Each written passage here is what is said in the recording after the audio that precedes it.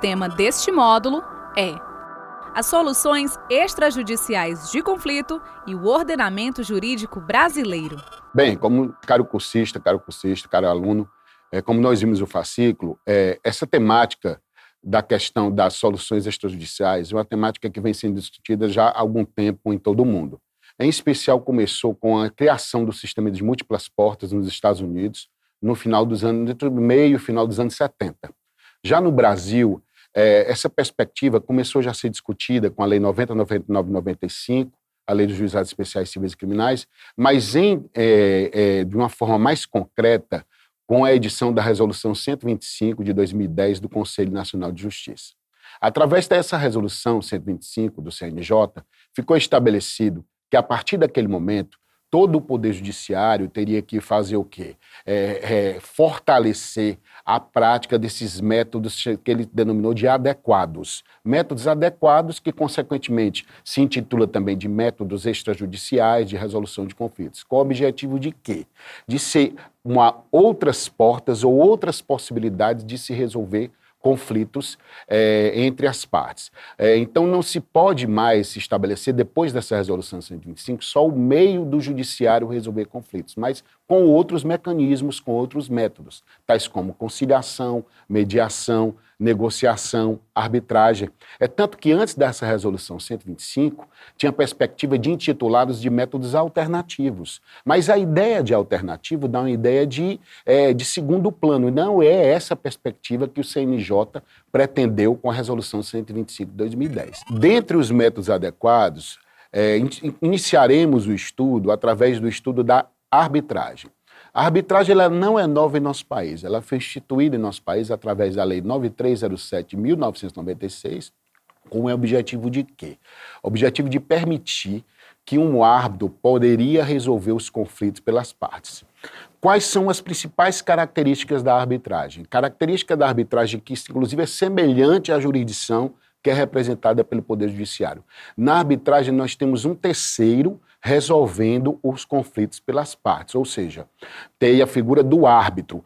No entanto, ao contrário da jurisdição, o árbitro ele é escolhido pelas partes. As partes que vão escolher um árbitro livremente por elas, pelas partes envolvidas. Ao escolherem um árbitro, é o árbitro que, a partir daquele momento em que elas se filiam à arbitragem, através da convenção de arbitragem, ou seja, pelo compromisso arbitral, pela causa compromissória, e, consequentemente, ao se filiarem à arbitragem, o árbitro, o que ele decidir pelas partes envolvidas, as partes têm que cumprir. Só que tem um detalhe muito relevante. A arbitragem ela é uma livre escolha, consequentemente, as partes só participam da arbitragem no caso que elas queiram, elas não são obrigadas a participar da arbitragem. É tanto que a arbitragem em nosso país só trata de direitos patrimoniais disponíveis, ou seja, aqueles direitos que as partes possam dispor, aqueles direitos que as partes podem escolher. Consequentemente, ao escolherem esse árbitro, qualquer decisão que venha a ser prolatada pelo árbitro, as partes têm que cumprir. No entanto, se efetivamente elas não vierem a cumprir, a arbitragem ela não tem a força imperativa como ocorre com a jurisdição. Na jurisdição, uma decisão nós somos obrigados a cumprir. Na arbitragem, eu sou obrigado, mas, consequentemente, o árbitro ele não pode determinar que as partes cumpram. É daí que passa a exercer um papel relevante a jurisdição na arbitragem, com um detalhe. Depois da Lei 9307 de 96, não se necessita mais no país a homologação judicial da decisão arbitral. Apesar da sentença arbitral ter o mesmo efeito de uma sentença judicial, não necessitando, consequentemente, de uma homologação, mas para obrigar o cumprimento eu preciso da participação do judiciário, com um detalhe. Eu não necessito mais de homologação judicial da decisão arbitral. A decisão arbitral, por si só, ela é intitulada de título executivo judicial, ou seja, tem o mesmo efeito de uma sentença judicial, com um detalhe. Consequentemente, se tiver essa sentença arbitral, eu não posso obrigar, enquanto árbitro, a que as partes cumpram. Consequentemente, caso as partes não venham a cumprir a decisão arbitral, é indispensável que o quê? É indispensável que eu me faça uso do judiciário e, consequentemente, o judiciário vem a determinar o cumprimento.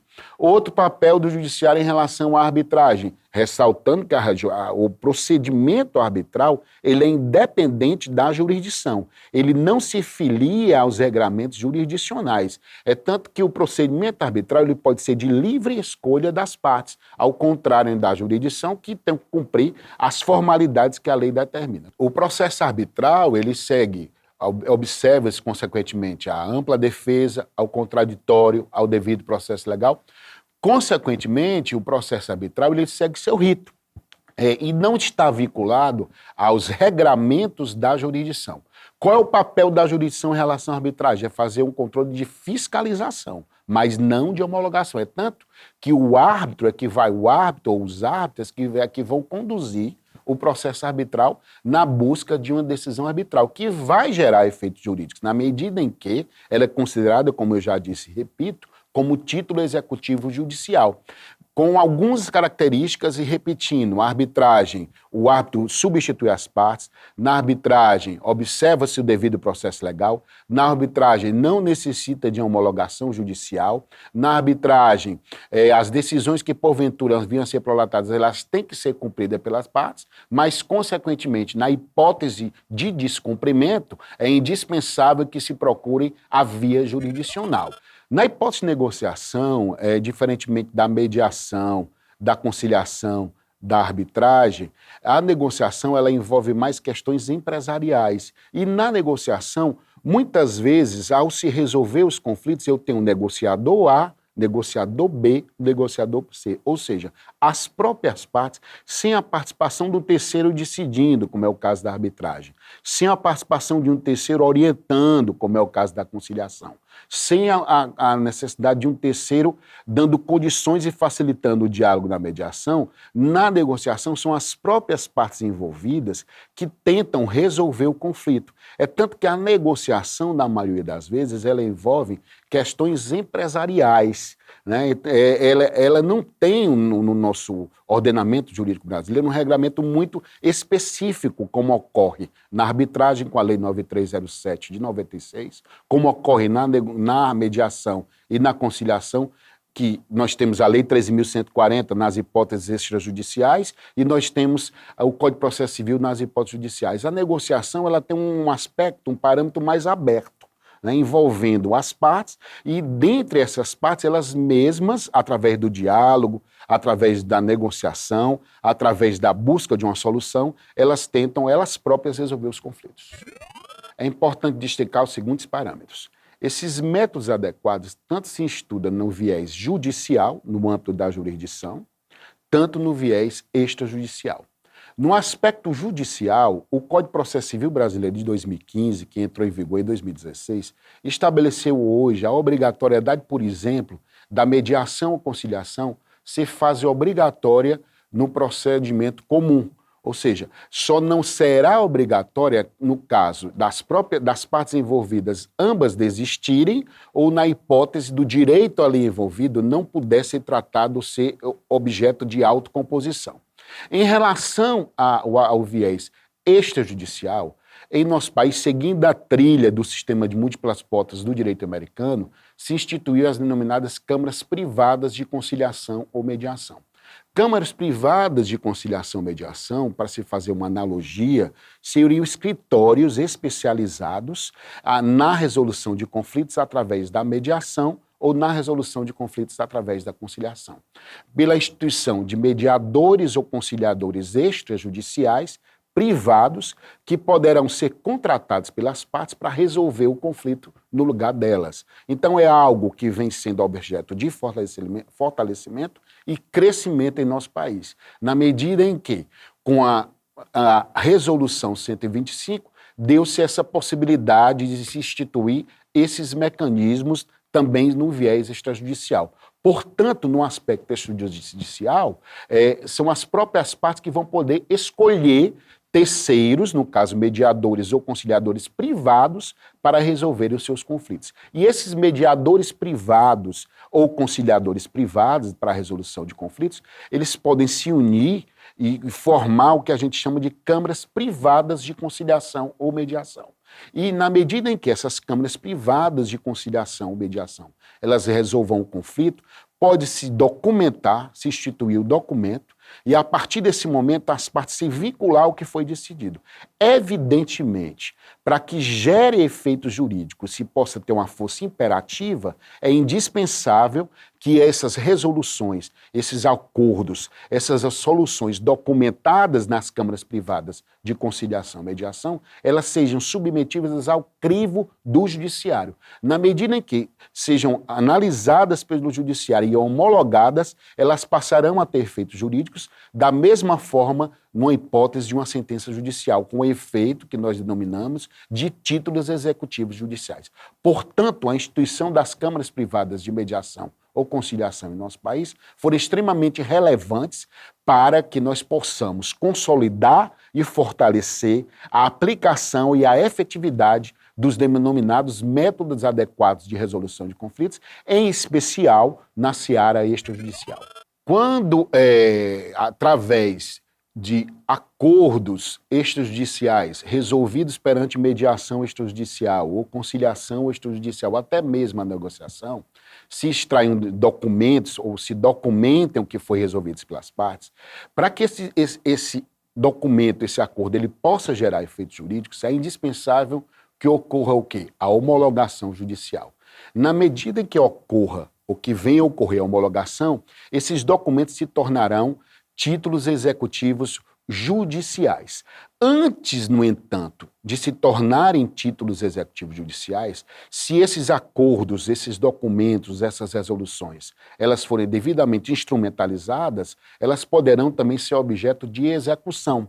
Então, essa execução desses acordos extrajudiciais é plenamente possível em nosso país em conformidade com o que estabelece o Código de Processo Civil. Portanto, nós temos dois parâmetros. Se esses acordos extrajudiciais eles não vierem a ser homologados, eles serão apresentados como os títulos executivos extrajudiciais. E ao serem títulos executivos judiciais, para gerarem, imperatividade e serem obrigados ao cumprimento, se permite ou se estabelece pela lei a possibilidade de serem executados. Na hipótese desses documentos virem a ser homologados, ou seja, objeto de homologação pelo judiciário, eles saem da característica de extrajudicial e passam a se tornarem judiciais. E, portanto, ao serem títulos executivos judiciais, eles podem ser objeto do que a gente denomina de cumprimento de sentença ou cumprimento de decisão. Portanto, nós temos duas formas de cumprimento desses acordos. Se forem extrajudiciais, se vai operacionalizar as denominadas execuções. Se forem e se tornarem títulos executivos judiciais após a homologação, eles vão ser objeto de cumprimento de sentença. Bem, a instituição desses métodos adequados de resolução de conflitos através da Resolução 125 do CNJ foi extremamente importante para o nosso país. Com efeito, na medida em que se deu condições para que as próprias partes possam resolver de forma consensual seus conflitos.